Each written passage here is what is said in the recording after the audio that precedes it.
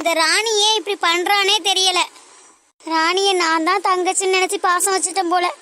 ஆனா அவ என்னை நினைக்கவும் மாட்றா, என்னை மதிக்கவும் மாட்றா.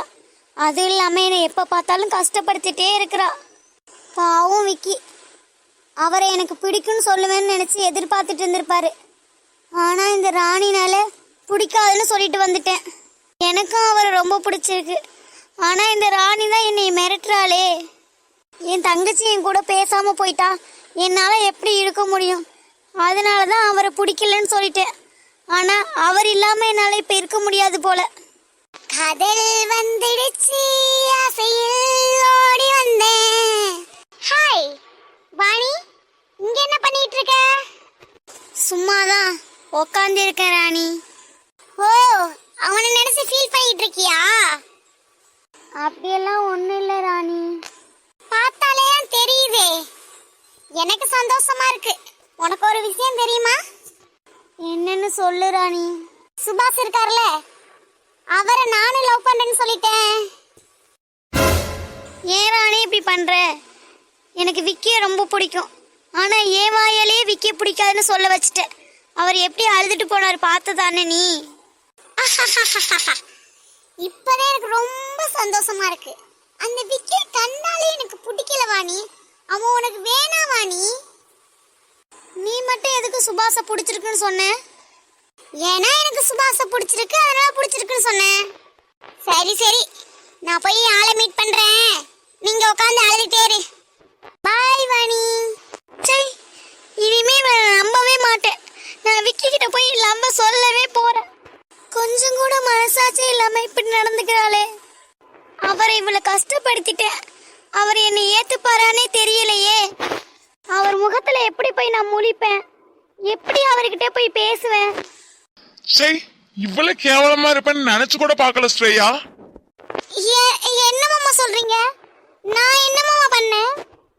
காயத்ரி நீ அடிச்சதுனால தானே காயத்ரி இங்க வேலைக்கு வரல. உனக்கு எவ்வளவு தைரியம் தான் என் வருங்கால மனைவி மேல கைய வச்சிருப்ப. ஐயோ இல்ல மாமா, நான் காயத்ரி எல்லாம் அடிக்கல மாமா. ஏய், என் புள்ளலாம் அடிக்கலன்னு சொல்றாளே, அப்புறம் என்ன சும்மா சும்மா அடிச்சு சொல்லிட்டு இருக்க? அதானே, வர்றவ போறவெல்லாம் புடிச்சு வச்சு அடிக்கிறதுக்கு என்ன எங்க ஸ்ரேயா பைத்தியமா? ஏய், நீ வாயை மூடு. இல்லக்கா, நான் ஸ்ரேயாவை காப்பாத்தி விடுறேன்க்கா. நீ ஒரு ஆணியும் புடுங்க வேணாம். பேசாம வாயை மூடி நின்னாலே போதும். இவ ஒருத்தி ஏப்ப பாரு நொய்யி நொய்யின்னு. ஸ்ரேயா பேசினதை நான் கேட்டுட்டு தான் வந்தேன். அவதான் காய்கறி அடிச்சானு உங்ககிட்ட சொல்லிட்டு இருந்தா. உங்களுக்கு எல்லாம் கொஞ்சம் கூட அறிவே இல்லையாத்த?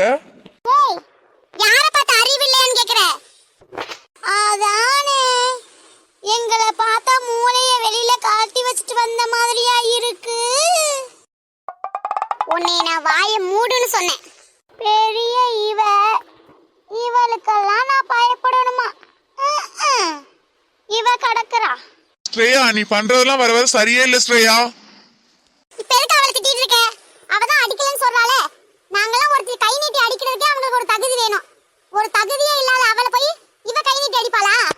அத்தை, வாயை மூடுங்க. நான் உங்ககிட்ட பேசல, ஸ்ரேயா கிட்ட தான் பேசிக்கிட்டு இருக்கேன். ஓ, உனக்கு அவ்வளவு திமிரா? இப்ப போன் அடிக்கிறேன் போய் எங்க அண்ணனுக்கு. அவ இந்த வீட்டுக்கு வந்தானா நாங்க இந்த வீட்ல இருக்க மாட்டோம். அவ இந்த வீட்டுக்கு வரலனா நாங்க இந்த வீட்ல இருப்போம். இது ரெண்டுல ஒண்ணு முடிவு தெரிஞ்சுக்கிட்டு வரேன் எங்க அண்ணன்ட்ட. ஆமா ஆமா, இவ ஒருத்தி, இவளை திருத்தவே முடியாது. மாமா, அது அம்மா தெரியாம பேசிட்டு போறாங்க மாமா.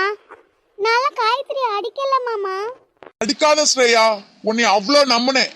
இனிமே என் முகத்திலே முழிக்காத ஸ்ரேயா நீ. மாமா நில்லுங்க, ஒரு நிமிஷம் நில்லுங்க மாமா. ஓ, அவ்வளவு முக்கியமாயிட்டல உனக்கு அவ. அவளையும் சும்மா விட மாட்டேன், உன்னையும் சும்மா விட மாட்டேன். இந்த குடும்பத்தையே அழிச்சாதான் நான் இங்க இருந்து கிளம்புவேன் பாரு.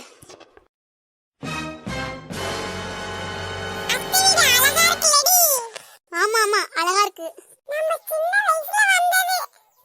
நம்ம எங்க பார்த்தாலும் சுத்தி பாப்போம்.